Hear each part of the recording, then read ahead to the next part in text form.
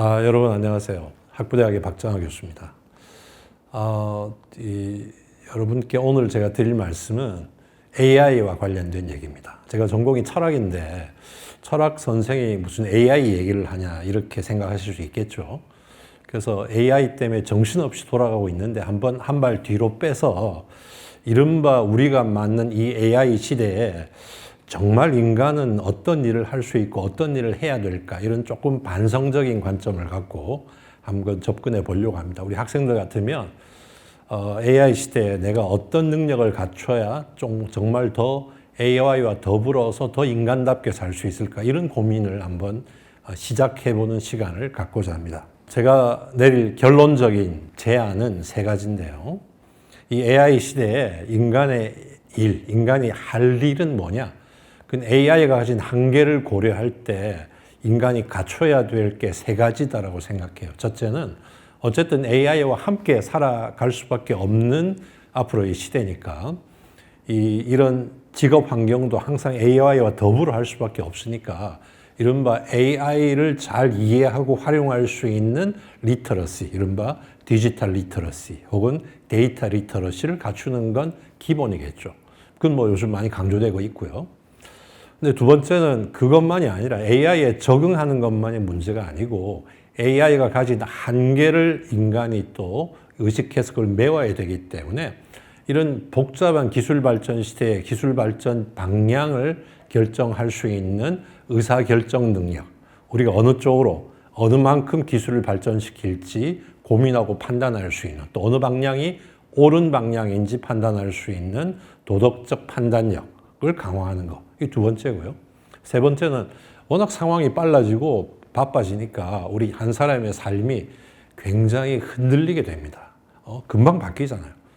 그러니까 흔들리는, 그리고 빨리 바뀌는 삶 속에서도 자기 삶을 항상 돌아보면서 자기 삶의 중심을 잃지 않고 가고자 하는 방향으로 갈 수 있도록 자기를 성찰하는 능력. 이게 이제 이 세 가지 능력이 AI 시대에 인간이 갖춰야 될, 또 해야 될 일. 그때 일은 직업과 관련된 건 아니고 우리가 마땅히 해야 될 무언가이지 않을까 싶어서 어찌 보면 이미 우리가 눈치채고 있는 내용인데요. 그 내용을 한번 왜 그럴까라는 근거를 들어서 여러분과 함께 하고 싶습니다.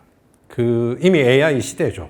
AI가 온갖 곳에서 위력을 발휘하지 않습니까? 여러분도 느끼잖아요. OTT에서 이 프로그램을 추천해 준다든지, 안면 인식한다든지, 의료 진단한다든지, 또는 저널리즘에도 쓰이고 있고, 법률 서비스, 기상 예측, 또 수사 등에도 다 이렇게 이용되고 있잖아요.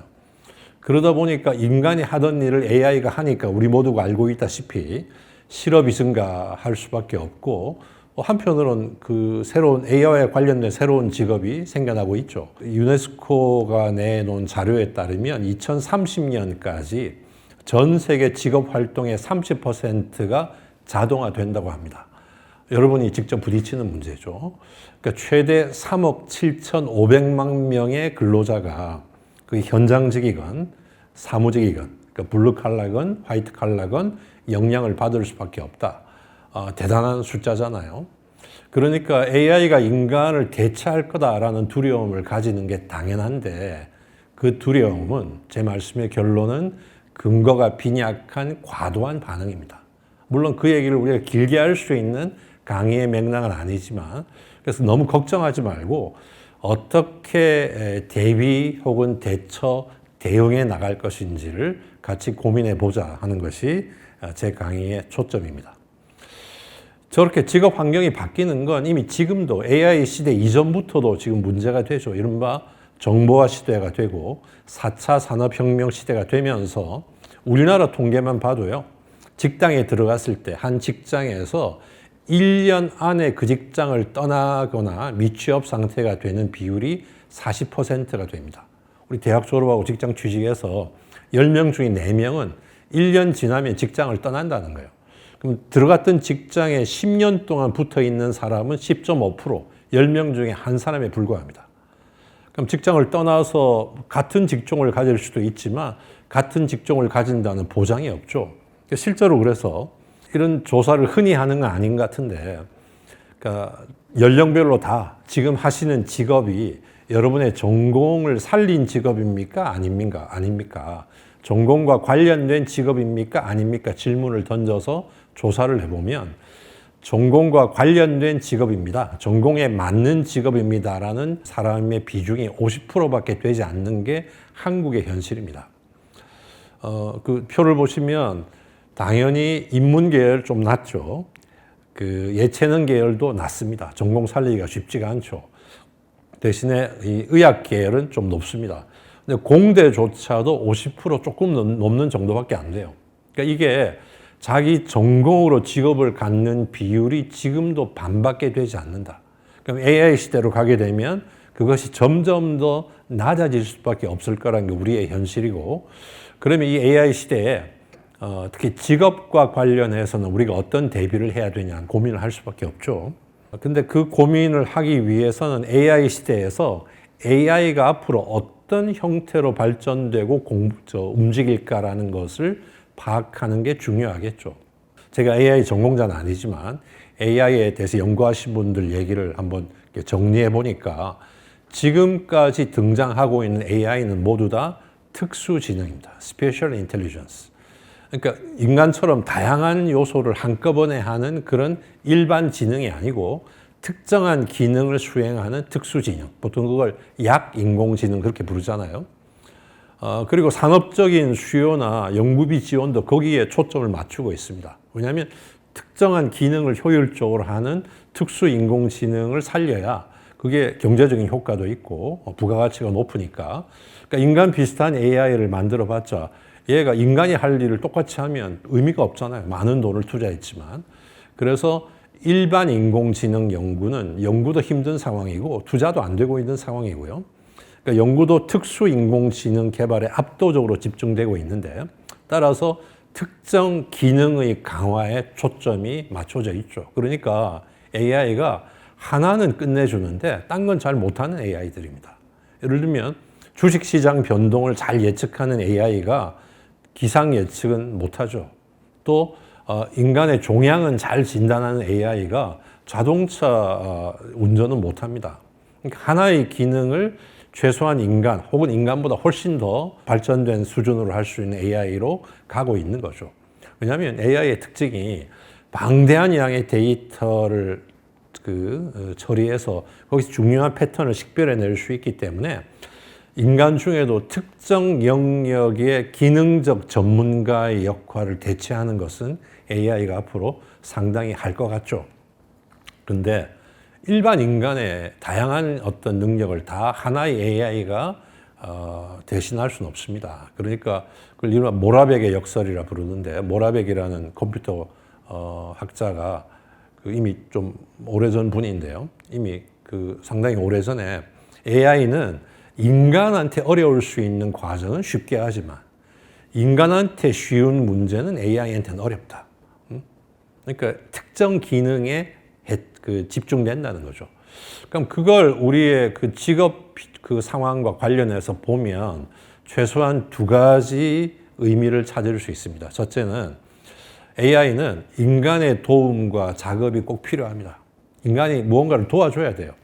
유네스코에서 나온 자료에 보면 그 표현을 그대로 한번 제가 인용해 보면, 인간이 스스로 직접 문제를 프레임하고 또 질문을 만들고 데이터를 선택, 정리, 표시하고 알고리즘을 설계하거나 선택하고 그리고 조각들이 어떻게 조화를 이루는지를 결정하고 결론을 도출하고 가치에 따라 판단하고, 그러니까 엔지니어들의 이런 노력이 들어가야만 AI가 작동하기 때문에 AI가 작동되기 위한 인간의 활동이라는 것은 있을 수밖에 없죠. 그 부분의 직업은 AI가 AI를 위해서 저런 작업할 수가 없기 때문에. 또 하나는 AI를 대체문이 아니라 일종의 증강지능으로 발전시켜 가려는 흐름도 강하게 있습니다. 왜? AI가 인간과 협업할 때 훨씬 더 결과가 좋다 하는 분야들이 있거든요. 그러니까 인간의 인식을 보완하고 확장하고 인간과 더불어서 효과적으로 협업할 때 더 의미 있고 효과가 좋다. 예를 들면 방사선 전문의와 AI를 놓고 보면 AI만으로 진단할 때 또 방사선 전문의만 진단할 때보다 둘이 합쳐졌을 때, 협업했을 때 훨씬 더 결과가 좋다는 통계들이 나오고 있습니다. 그러니까 의료 전문가를 대체하는 게 아니라 의료 전문가의 과로를 줄이고 또 자원과 기능을 지원해서 의료 서비스를 개선하는 쪽으로 AI가 발전되어 갈 수 있죠. 그러니까 우리는 어느 경우든 간에 AI에 직접 관련된 일을 하건 또는 AI를 활용해서 어떤 전문적인 작업을 하든 간에 결국 AI에 대해서 잘 아는 AI와 관련된 그 접근을 할 수 있는 이른바 디지털 리터러시나 데이터 리터러시가 필요하죠. 그러니까 새로운 리터러시를 갖춰야 되는 것은 요즘 많이 강조되고 있는 것처럼 꼭 필수적인 일입니다. 그래서 OECD가 내놓은 그 Learning Framework 2030에 보면 컴피턴시가 나오고 복잡한데요. 바로 한 학생이 있는 그 직접적인 주의를 보면요. 어떤 게 학생이 갖춰야 될 가장 기초적인 걸로 표시가 되어 있냐면 리터러시. 리터러시는 전통적인 리터러시. 말과 글로 읽고 쓰고 말하고 듣고 하는 거죠. 여러분 잘 하시는 거죠. 그 다음에 누머러시. 이제 수학적인 능력, 또 기본이죠. 그 다음에 이제 디지털 리터러시. 그리고 데이터 리터러시가 새로운 리터러시로 배치가 돼 있고 재밌는 건 팬데믹 이전 상황에 나온 건데 헬스 리터러시 건강과 관련된 자료들을 파악하고 다루고 할 수 있는 능력도 가장 기본적인 리터러시로 포함되어 있습니다. 프레임워크 2030에 보여주듯이 일단 AI 시대가 되면 AI와 관련된 리터러시를 갖추는 것은 전공에 관계없이 왜냐하면 지금 전공을 갖고 평생 살 수 있는 것은 확률이 지금도 반밖에 되지 않는데 앞으로는 더 줄어들 수 있으니까 어떤 일을 하건 AI에 접근할 수 있고 AI와 함께 협업할 수 있는 그런 새로운 리터러시를 갖추는 것은 기본이죠. 그건 기본이고요. 근데 거기서 끝나는 게 아니고 AI가 가진 근본적인 한계가 있기 때문에 인간으로서의 우리는 제가 아까 말씀드린 두 번째, 세 번째 요소 도덕적 판단력과 그리고 그 자기를 성찰할 능력을 갖추는 것이 어느 시대보다 더 필요한 때가 되고 있습니다. AI가 갖고 있는 근본적인 한계가 뭐냐? 크게 보면 두 가지를 최소한 지적할 수 있는데요. 요즘 보통 AI의 가장 중요한 한계로 직접 우리가 경험하고 있는 것이 AI가 기존 사회가 갖고 있는 사회적인 편견, 차별 등등을 확대하고 재생산할 수 있는 위험이 크다라는 거죠. 아마 여러분도 많이 이미 들은 문제일 겁니다. 보통 AI 관련 윤리적 문제를 최소한 두 가지를 들죠. 첫째는 AI가 방대한 양의 그 데이터를 처리해야 되는데 그 데이터를 누가 과연 소유하고 접근해도 되냐. 그 데이터가 또 굉장히 사적인 개인정보들일 건데 그 개인정보를 그렇게 처리해도 되냐 하는 문제도 이른바 프라이버시권 관련해서 중요한 문제잖아요. 그 다음에 이제 실제로 부딪히고 있는 문제가 지금 말씀드린 근본적 한계의 첫 번째 양상. 그러니까 도대체 기존의 데이터들을 활용하다 보니까 기존의 데이터 속에 그 음영지어 있는 그런 편견, 차별을 여전히 AI가 가져와서 확대할 수 있다는 겁니다. 채용 과정이나 또는 법적 판결 과정에 알고리즘을 통해서 자동화 작업을 수행할 때 이 알고리즘이 중립적이지 않고 성별, 남녀, 나이, 특히 인종, 사회 경제적 위치, 지위, 소득 불평등 관련해서 편향된 분석을 제시할 가능성이 항상 존재합니다. 예를 들면 남성이 다수인 의료 데이터로 훈련한 기계학습한 의료 AI는 여성에 대해서 올바른 진단하기가 어려워지죠. 또 우리나라도 그런 경우 있었지만 인종차별이나 극단적 언어 사용이 많은 SNS를 가지고 거기에 있는 데이터로 학습을 하게 되면 비슷한 어떤 인종차별적인 발언, 여성 혐오적인 발언을 AI가 하게 되는 거죠. 그러니까 객관적인 데이터 집합을 선택해서 그걸 훈련 데이터로 선택해서 기계학습을 해야 되는데 그런 객관적인 데이터 집합을 선택하는 것이 이론적으로나 실천적으로나 쉬운 일이 아닙니다. 항상 그러니까 기존의 편견, 차별을 확대 재생산할 위험이 밑에 깔려 있을 수밖에 없죠. 그리고 그렇다고 AI가 스스로 어떤 관점을 갖고 우리가 지금 말하는 요즘 말하는 젠더 감수성을 갖고 데이터를 스스로 보정할 수 있느냐? 그런 편견이 많은 데이터는 빼고 안 그런 데이터 비중을 높이고 그럴 수 있느냐? 그게 불가능하죠. 쳇바퀴 돌듯이 돌아가는 거잖아요. 그러니까 도덕적 문제를 항상 범할 수 있는 문제가 AI 밑에 근본적으로 깔려 있습니다. 두 번째는 설사 AI가 판단을 정확하게 해서 결과는 정확하게 내놓더라도 그 결과가 왜 정당한지, 왜 올바른 결과인지를 설명하고 이유를 제시하는 것이 쉽지가 않습니다. 그러니까 AI가 갖고 있는 장점인 효율성을 그대로 유지하면서 동시에 설명까지 할 수 있는 AI를 만드는 것은 현실적으로 쉽지가 않거든요. 둘 중에 하나를 희생할 수밖에 없는데, 근데 정당화할 수 없다면 이게 우리가 사회적인 의사결정에서는 결과만 중요한 게 아니라 왜 이게 정당해, 왜 이걸 따라야 돼, 정당화 설명을 해주는 게 굉장히 중요한데 AI는 그걸 못할 가능성이 높습니다. 예를 들면 수감된 죄수 중에서 누구를 가석방할까를 판단한다고 해보세요.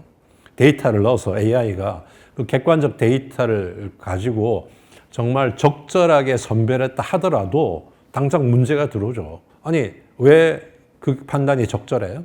왜 저 사람들만 가석방돼야 돼? 왜 저 사람들은 가석방되면 안 돼? 라고 질문이 나왔을 때 당연히 질문할 거잖아요. 또 채용 과정에서 여러분이 만일에 떨어졌으면 왜 나는 떨어졌어? 문제 제기할 거잖아요. 그때 너는 왜 떨어졌고, 그리고 이 죄수 중에 저 사람들은 왜 부적절한지를 설명을 해야 된다. 이른바 argumentation, 논증해야 됩니다. 내 주장이 왜 맞는지, 내 결정이 왜 맞는지를 논증하고 정당화해야 되는데, 그래야만 사회적인 동의를 얻을 수 있죠. 모든 사회적 의사결정은 그런 동의를 얻어야 되는 거죠. 그런데 AI는 지금의 AI의 발전 방향을 보면 그런 설명과 이유를 제시하는 것은 쉽지 않은 쪽으로 발전되고 있습니다. 그게 AI가 갖고 있는 근본적인 한계 중에 하나죠. 따라서 많은 사회적 의사결정 맥락은 AI를 통해서 할 수가 없습니다. 왜 AI가 그런 성격을 가질까? 근본적으로 이미 확립된 목표나 목적에 비추어서 결과를 판단하고 피드백하는 것은 가능한데 그 의도나 목적 자체를 스스로 반성해서 이게 옳은 걸까 반성해보고 성찰해보고 하는 가치지향적 의사결정, 이게 정말 옳은 결정일까, 어떻게 하면 올바른 결정을 할까 하는 쪽은 AI가 아직은 그쪽으로 발전되기는 어려운 상황이라는 게 중론이에요. 그러니까 왜냐하면 근본적으로 AI는 인간과 다른 지능입니다. 그러니까 인간은 일을 하면서 내가 무슨 일을 하고 있다고 스스로 성찰하고 느끼고 그 의미를 부여하지만 AI는 인간과 달리 이른바 자기의식, 자기를 돌아볼 수 있는 성찰 능력, 혹은 타자의 관점에서 나를 볼 수 있는 그게 바로 또 자기의식의 하나죠. 부모님은 나를 어떻게 볼까? 친구들은 나를 어떻게 볼까? 이게 나에 대한 의식의 중요한 측면인데 그걸 이제 하우마스라는 철학자가 의사소통적 합리성이란 말로 그런 측면을 드러내는데요. 그런 자기의식을 갖기가 어렵습니다. 자기를 반성할 수가 없는 거죠. 그래서 인간과 유사한 결과물을 만들어냅니다. 작곡도 하고 위대한 소설도 쓰지만 그 과정 속에 내가 지금 뭘 하고 있다. 이 작업은 어떤 의미를 가진다라는 자기의식, 자기 성찰 능력을 갖추기는 어려운 게 AI의 근본적 한계죠. 한계라는 말을 쓰기가 그러면 인간과의 근본적 차이고, 그리고 한편으로 우리 사회적 맥락에서는 근본적 한계입니다. 그래서 어떤 철학자는, 우리 한국의 어떤 AI 전공 철학자는 그것을 AI의 특징을 자각 없는 수행이다. Performance without awareness. 그러니까 내가 뭘 하고 있는지 모르면서 퍼포먼스 하는 거다. 따라서 AI가 근본적으로 못하는 것은 바로 어느 쪽으로 가는 게 올바른 건지, 또 그게 왜 올바른지를 판단하는 도덕적 판단력 할 수 없고, 자기를 돌아볼 수 있는 자기 성찰 능력 AI가 못 가지는데, 아마도 저 두 가지가 제가 보기에는 AI 시대에 역설적으로 인간이 훨씬 더 강력하게 준비하고 갖춰야 될, 그렇지 않으면 어떤 파국에 다다를지 모르는 중요한 능력이라고 생각됩니다. 특히 도덕적 판단력은 개인도 그렇지만 시민으로서 갖춰야 될 능력이고, 개인으로서는 자기 성찰 능력이 중요합니다. 왜 그런가? 우리 여러분 요즘 4차 산업혁명, AI 시대 이런 담론을 많이 듣잖아요. 그 들으면 어떠세요? 마음이 편안하고 아주 희망이 벅차오릅니까? 아니면 불안합니까? 특히 한국 사회의 AI 담론, 4차 산업혁명 담론은 사실은 취직, 일자리 문제에 맞춘 약간 협박 담론이죠. 니네 여기서 적응 못하면 루저 돼. 조금이라도 이 가는 궤도를 못 따라가면 너 큰일 나. 이런 느낌이 많잖아요. 그러니까 미래에 대한 포괄적인 전망을 따지는 작업보다는 일자리 문제에 국한된 담론이 많습니다. 왜 그러느냐? 인간을 사실 인간으로 보고 접근하는 접근보다 우리를 휴먼 리소스, 인적 자원으로 보고 접근하는 접근이 크다 보니까 이거 못 따라가면 인적 자원으로서 가치가 떨어져. 이런 이제 그 접근이 많죠. 그리고 기술이 지배하는 사회, 기술에 적응해야 되는 사회, 기술자가 잘 사는 사회, 직업 구하기 더 어려워지는 사회, 양극화되는 사회. 그렇기 때문에 특정 영역이나 특정 직업이나 특정 방향이 살 수 있는 방법이다라고 하면서 온갖 이제 여러 가지 얘기들이 나오죠. 저는 그걸 때로는 4차 산업혁명 포퓰리즘이라고 표현하는데요. 근데 이런 기술의 비약적 발전, 그건 뭐 당연히 받아들일 수밖에 없는데 문제는 발전 방향이 우리가 가만히 있으면 저절로 되는 게 아니고 우리가, 이른바 민주시민인 우리가 발전 방향에 관여하고 감시하고 접근을 해야 됩니다. 그러기 위해서는 도덕적 판단력이 필요하죠. 그래서 담론의 변화가 필요합니다. 왜? 그냥 미래를 예측해서 그냥 적응할래 정도가 아니라 어느 방향으로 갈지를 내가 결정할래, 거기에 참여할래, 이게 필요한 거죠. 그래서 이른바 수능 담론에서 선택 담론으로 전환되어야 되는데 무슨 얘기냐? 지금 가만히 현실을 보면 참 재미있는 상황이, 한편으로는 상황이 불확실하니까 예측 불가능한 미래라고 얘기하면서 예측 불가능하다고 그러면서 예측이 경쟁적으로 난무합니다. 그리고 그걸 뭔가 이렇게 범주화시켜서 특정한 영역이나 특정한 어떤 그 전공이나 이런 게 장사가 잘 되니까 여기에 다 가, 이렇게 약간 그 상업주의적인 모습도 보이는 거죠. 문제는 우리가 미래 문제를 트렌드로 이해할 거냐, 비전으로 이해할 거냐를 잘 생각해 봐야 됩니다. 트렌드는 적응해야 되잖아요. 그러니까 태풍이 오면 우리는 태풍을 바꿀 수 없으니까 잘 태풍의 경로를 보고는 비껴나가거나 어떤 대비를 하거나 뭐 안전한 장소에 숨거나 할 수밖에 없잖아요. 이 미래로 가는 4차 산업혁명 AI 시대의 흐름은 우리는 관여할 수 없는 일종의 운명 같은 것이니까 우리는 거기에 잘 적응하거나 할 수밖에 없는 건지, 아니면 이거는 미래는 우리가 결정해야 될 문제니까 일종의 비전이니까 우리가 참여해서 결정할 건지. 그러니까 미래는 따라가고 순응해야 될 대상이라고 보고 성공적 순응을 최고의 목표로 제시하는 게 이름 붙여서 수능 담론이라면, 아니 미래는 우리가 앞서서 의사결정해야 될 대상으로 보는 게 선택 담론이라 할 수 있는데, 여러분이 보시기에 한국 사회의 미래 담론은 어느 쪽이 강합니까? 제가 보기에는 수능 담론이 지배적인데, 그건 실제로 그렇게 되면 미래를 누가 결정하느냐? 시민들이 스스로 자발적으로 나서서 어느 쪽이 옳은 방향인지에 대한 사례를 통해서 선택하지 않으면 사실은 누가 결정하느냐? 자본이 결정하거나 국가가 결정하는 거죠. 그래서 형태는 이렇게 될 수밖에 없어라고 이른바 영어의 문법으로 따지면 단순 미래, 이렇게 될 거야. 단순 미래로 제시되지만 실제로는 국가나 기업의 의지 미래인 경우들이 많습니다. 예를 들면요, 심플한 거 한번 보면요. 여러분 자율주행 자동차 이제 기다리고 있잖아요. 자율주행 자동차를 놓고 두 입장이 막 부딪히고 있어요. 뭐냐?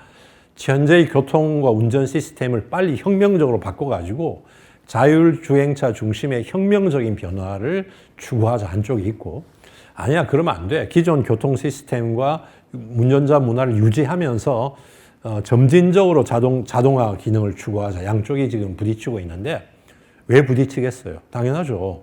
구글이나 테슬라 같은 정보기술 기업들은 급진적 변화를 주장하고 있고, 기존의 자동차 기업들은 점진적 변화를 주장하고 있습니다. 자기 이해관계에 관련되기 때문에. 그러니까 기업의 이해관계에 기초한 입장들이 지금 부딪히고 있죠. 따라서 우리 시민들이 어느 쪽이 올바른 방향인지를 도덕적으로 판단해서 거기에 개입하지 않으면 기업의 이해관계가 그걸 정할 수밖에 없는 상황인 것이죠. 그렇기 때문에 많은 AI 시대에 부딪히는 문제는 숙명론적으로 수능 담론으로 접근하면 안 되고 우리가 뭘 선택할지를 고민해야 됩니다. 뭐 방금 얘기한 그 자동화 문제, 대표적인 문제죠. 이른바 수능 담론은 완전 자동화를 당연한 방향으로 전제합니다. 풀 오토메이션을. 그건 이른바 기술 중심적 오토메이션이죠. 근데 과연 그렇느냐? 한쪽에서는 아니야. 인간 중심적 자동화, 일종의 적응형 자동화 이런 표현을 쓰던데요. 그걸 해야 된다. 뭐냐? 아까 그 AI와 그 의사의 협업 말씀드렸지만 인공지능의 사명은 뭐냐? 인간을 대체하는 게 아니고 인간과 기계의 협업을 친인간적으로 조율해서 인간이 좀 더 훨씬 좋은 환경 속에서 좋은 결과를 이루면서 인간이 이를 통해서 자아 실현하고 삶의 성취를 느낄 수 있는 쪽으로 가야 된다. 그런 주장도 가능하거든요. 상징적으로 로봇이냐, 완전 자동 아니면 코봇이냐. 코봇은 콜래버러티브 로봇의 줄임말인데요. 그거는 정해져 있는 게 아니고 우리가 선택해야 될, 바로 여러분이, 특히 이 강의를 듣는 젊은 분들은 바로 여러분이 선택해야 될 문제입니다. 저것만이 아니죠. 이제 기술이 발전되면서 AI 시대에는 AI와는 방향이 다르지만 이른바 인간 증강 문제가 중요한 문제로 등장합니다. 인간을 일반적인 수준으로 치료하는 정도가 아니라 인간의 능력을 일반적인 수준보다 훨씬 더 높여서 그래서 인간이 뭔가 더 많은 일을 할 수 있는 또 더 뛰어난 일을 할 수 있게 만들려는 쪽이 인간 증강이죠. 이른바 포스트 휴먼 이런 문제의식에도 관련되어 있잖아요. 그때 그래서 앞으로는 어떤 문제가 생기느냐. 실제로 주의력 결핍증 환자한테 먹이는 약 중에 아마 리탈린이라는 약이 있는데 그 약을 주의력 결핍증이 없는 사람이 먹으면 굉장히 집중력도 올라가고 뭐 잠도 잘 안 자고 견딜 수 있다고 그래요. 그래서 미국 대학의 일부 학생들이 한국 대학 학생들은 그 핫식스인가요? 뭐 핫 음료 이거 아시잖아요. 미국 대학 학생 중에는 시험 기간에 그 리탈린을 편법적인 방법으로 처방받아가지고 그걸 먹고 2박 3일 잠 안 자고 공부하는 학생이 있다는 겁니다. 기술 발전에 의해서 약이 점점 좋아지겠죠. 그러면 그런 약도 허용해야 되냐 말아야 되냐 결정해야 됩니다. 우리가 스포츠에서는 도핑 테스트 하잖아요. 그래서 약물 먹고 그 기록을 내면 인정하지 않잖아요. 그럼 시험 칠 때는 약물 먹는 거 인정할 거냐? 앞으로 좀 더 지나면 시험 치고 나가면서 피를 탁 이렇게 해서 도핑 테스트 할지도 모릅니다. 우리가 결정해야 되죠. 답은 없습니다. 시민들이 결정해야 되는 거죠. 그렇게 인간 증강할 수밖에 없는데 기술이 발전되니까 그러면 어디까지 증강을 허용할 거냐? 예를 들면 우리의 인지 능력까지만 허용할 거냐? 아니면 우리의 감정까지 증강하는 것도 허용할 거냐? 아니면 인지 능력이나 감정은 안 되고 몸, 체력, 속력, 에너지 이런 것만 허용할 거냐? 그거 안 되고 수명 늘리는 것만 허용할 거냐? 어디까지 허용할 거냐? 정답이 없죠. 우리가 결정해야 됩니다. 또 증강하는 방법도 약 먹는 거는 봐줄 거냐? 아니면 배아 선택은 봐줄 거냐? 아니면 유전자 조작까지 하는 것도 봐줄 거냐? 아니면 컴퓨터를 뇌에 연결하는 것도 봐줄 거냐? 어느 건 우리가 인정하고 어느 건 인정 안 할 거냐? 정답이 없습니다. 누가 결정합니까? 우리가 결정해야 됩니다. 따라서 앞으로 AI 시대로 상징되는 기술 사회에서 부딪히는 많은 문제에 대한 의사결정 능력이 인간이 결정해야 되죠.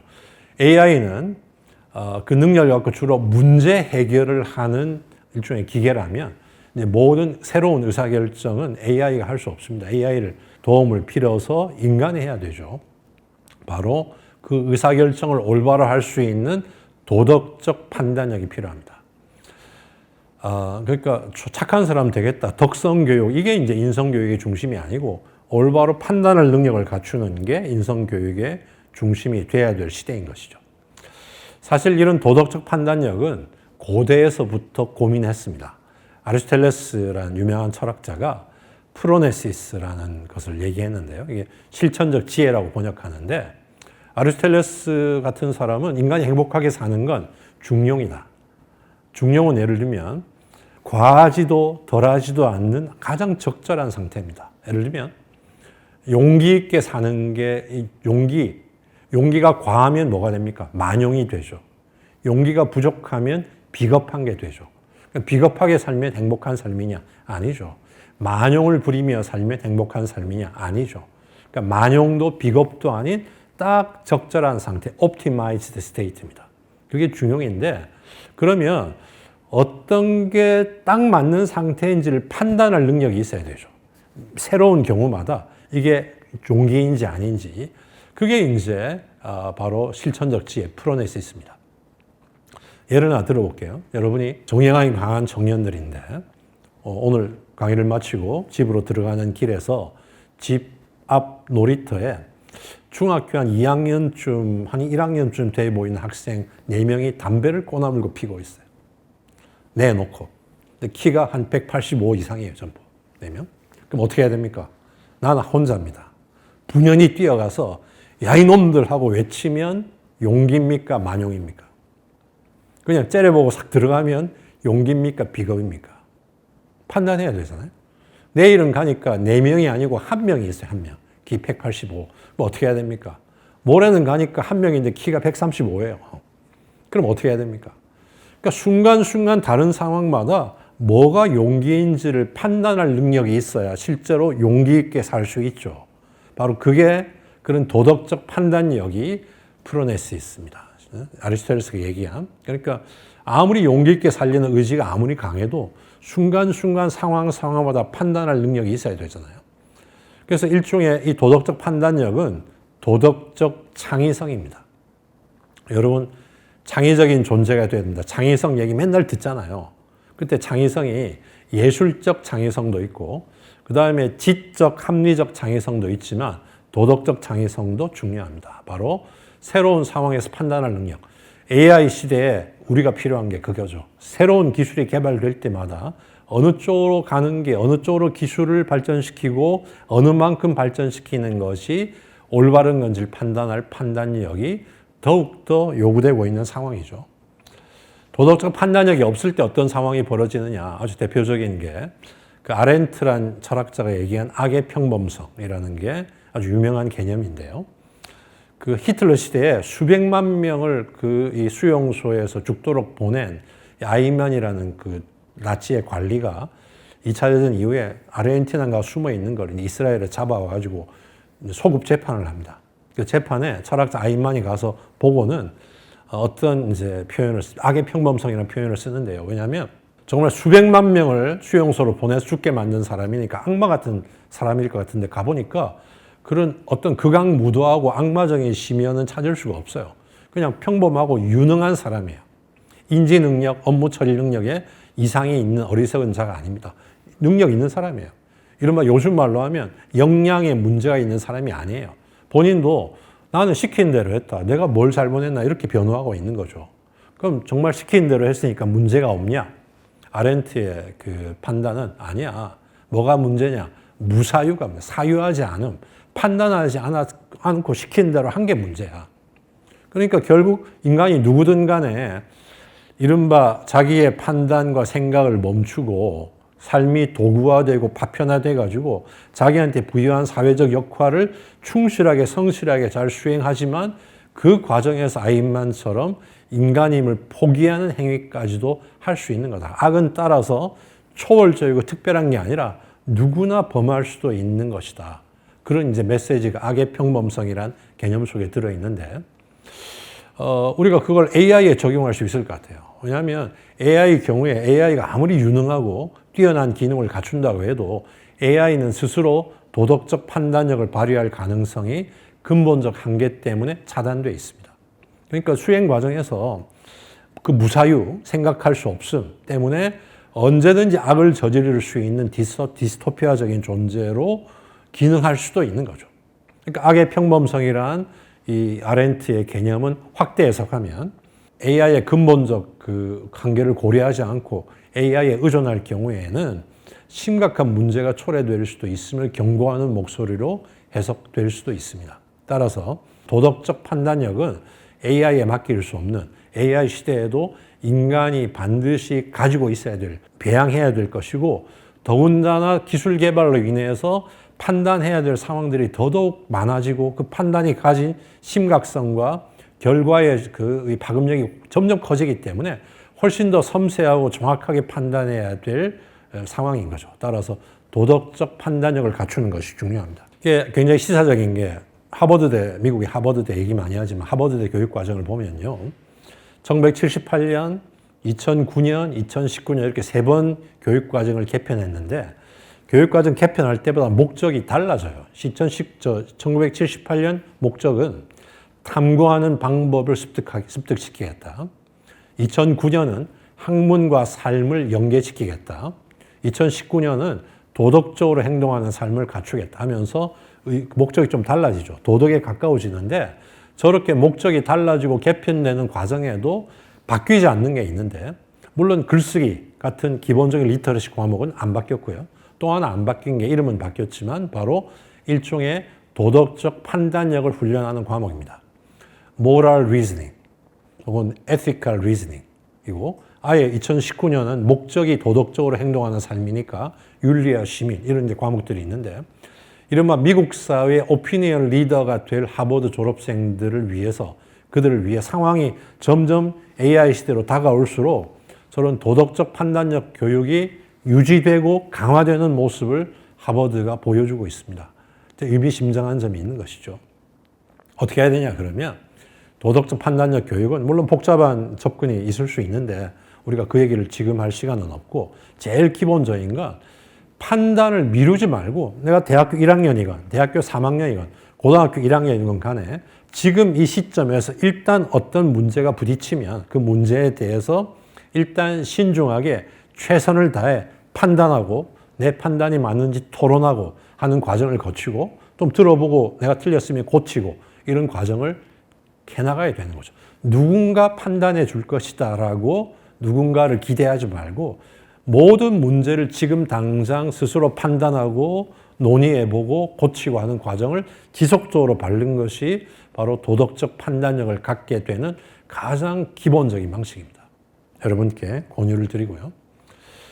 마지막 이제 세 번째는 삶에 대한 성찰 능력 강화인데 저 성찰 능력을 아무리 AI가 발전하고 하더라도 내 삶의 내 개인적 삶의 문제의 성찰을 AI에 맡길 수가 없잖아요. 내가 할 수밖에 없습니다. 기술이 발전되면 그만큼 우리 삶은 파편화되고 조각화될 수밖에 없는데 그럼 삶의 방향을 찾는 그 교육 또는 고민이 더 중요할 수밖에 없죠. 대학의 교양 교육도 그런 역할을 하는데요. 그 왜 그러냐면요. 맥킨타이어라는 철학자가 어떤 얘기했냐면 인간은 서사적인 존재다. 아마 우리 그 얘기 들어본 분들 많이 있을 겁니다. 인간은 내러티브를 써가는 존재다. 그러니까 어쩌다가 여기까지 왔고 어디를 향해 가고 있는지 자기 이야기가 형성이 돼야 만족을 느끼고 행복을 느끼고 또 보람을 느끼는 존재, 내러티브를 만들어가는 존재다. 결국 우리 삶에서 뭐가 중요하냐? 속도 별로 중요하지 않죠. 왜? 속도가 빨라도 종착역이 같으면 그 의미 없을 수 있잖아요. 그럼 결과가 꼭 중요하냐? 결과가 중요한 측면도 없지 않지만 결과만으로 해결될 수 없는 부분이 있고 결과는 또 출발점이 다르면 결과가 달라지는 측면도 있죠. 불평등이 있다 보니까. 결국 맥킨타이어에게는 삶에서는 방향이 중요하다. 내가 어떤 인간으로 어떤 방향을 향해 나갈 것인가 하는 방향성이 있어야 흔들리면서도 그 방향을 향해 가고 그 속에서 나를 실현하고 행복을 느끼고 의미 있는 삶을 살게 되니까 자기 얘기를 만들어가는 존재가 돼야 된다. 물론 저 얘기 속에는 맥킨타이어 얘기 속에는 이른바 자유주의를 비판하면서 내 삶을 내 개인이 결정할 수 없다. 내 부모님은 내 얘기의 일부고 나는 부모님 얘기의 일부고 따라서 내가 속한 더 큰 얘기의 일부로 살아갈 수밖에 없다. 인간은 공동체적인 존재다. 이런 얘기가 그 속에 들어있는 건데요. 결국 인간은 자기 얘기를 써갈 수밖에 없는데 우리가 속해 있는 지금의 상황은 기술이 발전될수록 잘라놓습니다. 여러분 우리 학생들을 졸업하고 3년 뒤에 5년 뒤에 10년 뒤에 내가 뭐하고 있을지 예측되는 사람이 별로 없어요. 어떻게 될지 몰라요. 삶이 다 조각나기 때문에 어떻게 될지 모르죠. 이른바 노동의 유연화라는 이름하에 아까 우리가 통계를 봤지만 고용 문화가 바뀌어서 한 직장 또는 한 직업에 있을 수 없는 상황이 되고 인생을 다모작해야 되는 거죠. 그리고 이 사회도 이른바 우리 인간을 또 젊은이를 인간이 아닌 인적 자원으로 봅니다. 그래서 대학들도 하버드 대학의 그 오랜 기간에 있었던 총장 한 분이 대학은 뭐 하는 곳이냐? 목수를 인간으로 만드는 곳이다. 인간을 몫으로 만드는 곳이 아니라 이런 표현을 썼는데 오늘날 대학은 사실은 인간을 몫으로 만드는 데 골몰하고 있습니다. 직업이 중요하게 생각되죠. 중요하긴 한데 자기 삶의 내러티브를 쓸 수 있는 능력을 길러주는 데는 능력은 뒷전이죠, 지금. 그래서 요즘 우리 청년들은 사회가 뭘 요구하느냐? 일종의 한 사람의 크래프트맨 또는 장인, 마스터, 평생을 하나를 쭉 해가는 사람 찾기 힘들어지고요.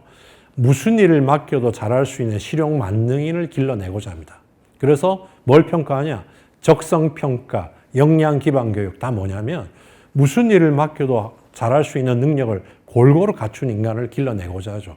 사실은 인적 자원, 그것도 소비재로서의 인적 자원을 기르고 있는 상황이에요. 물론 이런 삶 속에서 생존 능력을 길러준다는 점에서는 의의가 있지만 자기 얘기를 써나갈 수 있는 능력이 아니고 오히려 삶의 파편화를 강화시키고 개인의 서사를 중지시키죠. 그래서 방향성을 못 찾는 경우가 많습니다. 이게 좋다면 저기 가서 막 헤매고 저게 좋다면 또 절로 쏠리고 자신의 삶을 서사로 만들 수 있는 삶에 대한 통제력이 상실되어 있는 경우들이 많고요. 이 사회가 그렇게 개인은 자기 서사를 쓰려고 하지만 사회는 그 서사를 막는 반서사성을 갖고 있는 측면이 강하죠.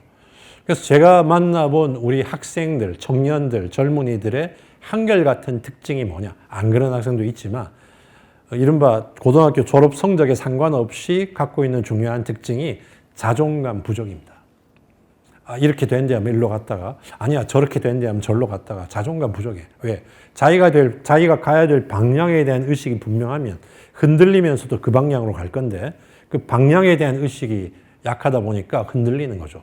저희 세대는 자존감 과잉 세대입니다. 저희 세대는 이제 이른바 그 전두환 정권 시대부터 해서 운동권 세대라서 자존감 과잉 세대예요. 부모님들이 너 임마 그러면 인생 망쳐 그래도 나 망쳐도 좋아 이 길을 갈래 이게 이제 자존감 과잉 시대인데 요즘 젊은이는 자존감 그 부족 시대예요.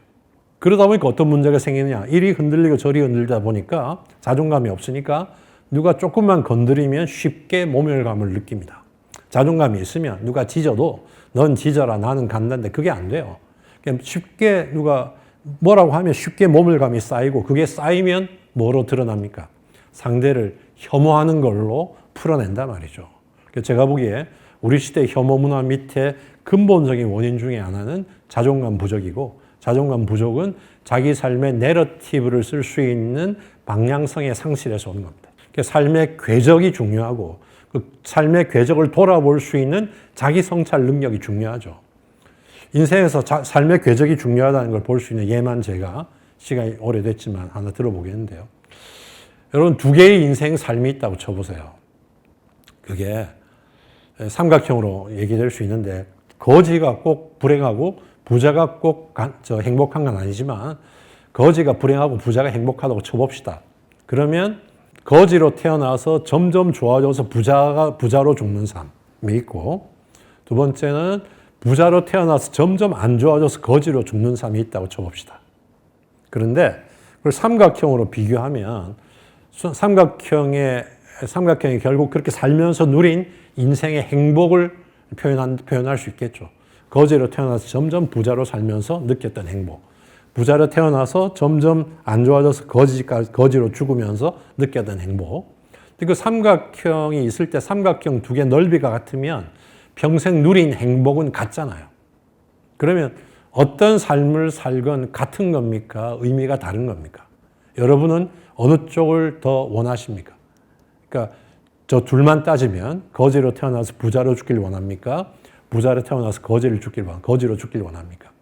제가 지금까지 여쭤본 바에 따르면 거의 97, 8%가 거지로 태어나서 부자로 죽길 원합니다. 물론 극히 일부분, 약간 비극적 세계관을 가지신 분들, 점점 사라져가는 거 멋있다 이런 분도 없잖아 있지만 근데 살면서 누린 행복의 총량만 같다면 양쪽은 의미가 없죠. 어느 거든 상관없잖아요. 근데 우리는 상관없다고 생각하지 않고 두 개가 다르다고 생각합니다. 왜? 누린 행복이 같더라도 그 행복이 어떤 형태로 어떤 내러티브를 가지냐에 따라서 의미가 전혀 다르기 때문이죠. 따라서 AI 시대가 되면 될수록 흔들림은 더 심하고 세상은 더 빨리 바뀌는데 그 과정에서도 내가 흔들리지 않고 내 삶의 방향을 유지하기 위해서는 자기를 돌아보는 성찰 능력을 갖춰야 되는 거죠. 그래서 내 서사를 쓸 수 있어야 되고, 그러면 개인의 삶의 방향을 설정해야 되고요. 그러면서 개인은 혼자 있지 않고 사회 속에 있으니까 내 삶의 토대를 이루는 사회 전체를 보는 안목, 사회의 큰 서사를 보는 안목, 또 우리가 요즘 경험했듯이 사회는 자연을 토대로 있으니까 사회의 토대인 자연을 파악할 수 있는 안목을 길러야 되고, 그러면서 내 서사를 쓰기 위한 기본 작업은 먹고 살아야 되니까 직업이 필요하죠. 직업 능력은 도구적인데 오히려 주객이 전도돼서 직업이 우선이고 내 서사나 내 서사의 토대인 사회의 서사를 무시하는 쪽으로 가고 있는 게 아닌가 심히 걱정됩니다. 그러면 그런 능력을 갖추고 성찰 능력을 갖추려면 뭐 해야 되냐?